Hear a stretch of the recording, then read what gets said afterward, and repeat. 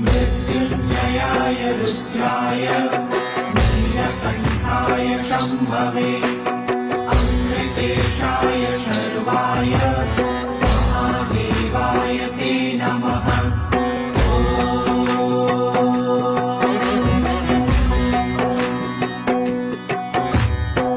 मृत्युञ्जयाय रुद्राय नीलकण्ठाय शम्भवे अमृतेशाय शर्वाय महादेवाय ते नमः।